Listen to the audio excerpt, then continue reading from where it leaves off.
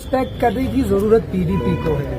ये जो 2024 का इलेक्शन था उसमें लोगों ने अपनी बात की और जो पीडीपी ने इतने बरस तबाही मचाई जम्मू कश्मीर में उसका रिजल्ट था वो। हम लोगों ने अगर कोई गलतियां की उसके लिए हमने माफी मांगी, लेकिन आज तक महबूबा जी ने कभी अपने मुंह से माफी नहीं मांगी और हम लोगों को उसकी सजा 2014 में मिली। हमारा सिर्फ इतना गर्व है आज जो हो रहा है, चाहे वो 370 है, स्पेशल स्टेटस है, स्टेटहुड है, वक्फ बिल है, आज अगर वो बेताज बादशाह वक्फ इस पे बैठी है वो इसकी वजह से है क्योंकि आपका स्टेटहुड हाथ से चला गया।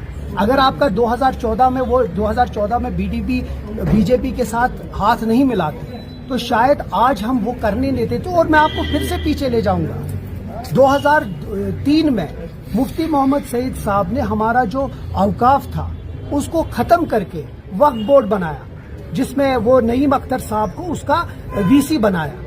तब से ये स्टार्ट हुआ था और मुझे लगता है ये बहुत पहले से प्लान था, जिसका हिस्सा मुझे लगता है मरहूम मुफ्ती मोहम्मद सईद साहब भी थे और पीडीपी भी थी कि किसी तरीके से मुसलमानों को मार्जिनलाइज करना। अब हमारी एक बात है, हम कहते हैं कि रिफॉर्म्स के नाम पे सिर्फ मुस्लिम्स को क्यों आप पीछे पड़े। हम चाहते हैं अगर रिफॉर्म्स है तो हर किसी रिलीजन के साथ हो, सिर्फ मुसलमानों के पीछे क्यों। और क्योंकि उसमें वजूहात हमने दिए और वो हमने असेंबली के बाद उसके ऊपर बात की। हम चाहते हैं कि अगर रिफॉर्म्स करो तो सब किसी रिलीजन्स पे करो, सिर्फ मुसलमानों की प्रॉपर्टीज पे क्यों।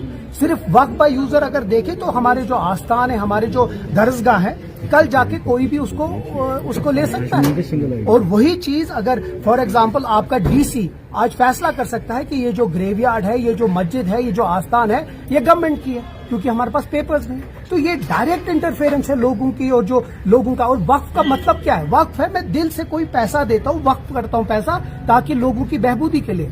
किसी गवर्नमेंट का कोई ये नहीं बनता है कि वो उस चीज को हमसे हड़प ले या छीन ले।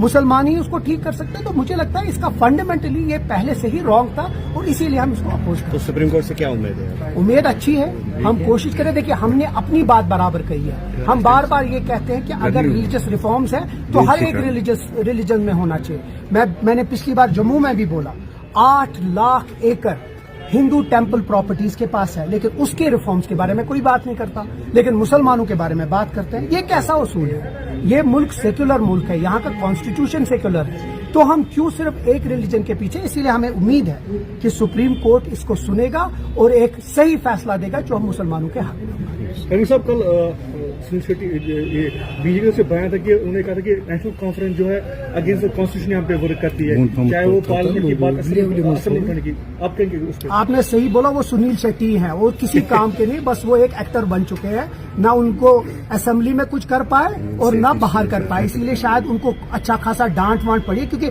अपोजिशन में तो वो फेल हो गए, BJP as a party fail हो गई। अब मैं आपको एक एग्जाम्पल देता हूँ।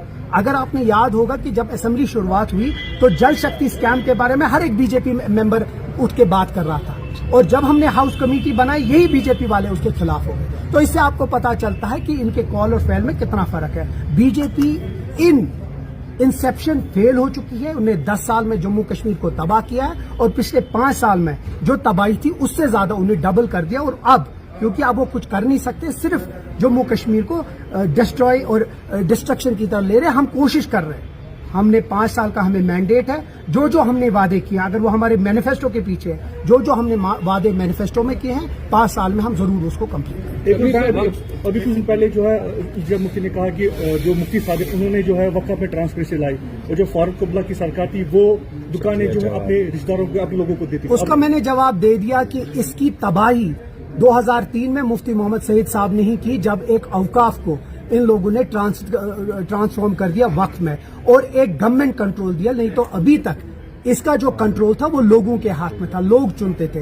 अब जो तबाही उस वक्त की, देखिए 2 बहुत बड़ी तबाहियां की। एक जो 2014 में उन लोगों ने बीजेपी के साथ हाथ मिला और दूसरा 2003 में जब उनने इस औकाफ को वक्फ बोर्ड में बदला दिया, और वो तबाही लोग कभी भूले। असेंबली में हम अपोजिशन कर सकते थे, असेंबली से हम बात ले सकते थे। इस पूरे मुल्क में ये हर जगह आयान है, हर एक स्टेट में ये पता है कि जम्मू कश्मीर की जो असेंबली है उसमें 3 दिन कोई भी बिजनेस नहीं हुआ क्योंकि जो वक्फ अमेंडमेंट बिल था वो मुसलमानों को और यहाँ के माइनॉरिटीज के खिलाफ था। इससे ज्यादा शायद कन्वे एक मैसेज इस मुल्क में हम नहीं कर सकते थे। उसके साथ साथ जब स्पीकर साहब ने अपनी बात करी اس نے یہ کہا کہ میں سینس آف ہاؤس سمجھتا ہوں اور وہ ریکارڈ میں ہے. اس نے ایکسپینڈ نہیں کیا ہے جو بھی بات ہوئی اسمبلی میں. اس کا مطلب ہے ان دا اینلز آف ہسٹری جو جموں کشمیر کی اسمبلی ہے اس میں یہ آیا ہے کہ ہم لوگوں نے اس کے خلاف ایک بات اٹھائی, اسپیکر صاحب نے اس کے بارے میں بات کی, اور اس کے ساتھ جس طرح میں نے اسمبلی جموں میں بولا کہ اب یہ جو جنگ ہے اس کو آگے لڑنی ہے, اور وہ نیشنل کانفرنس سپریم کورٹ میں لڑے گا اور انشاءاللہ جیت کے ہم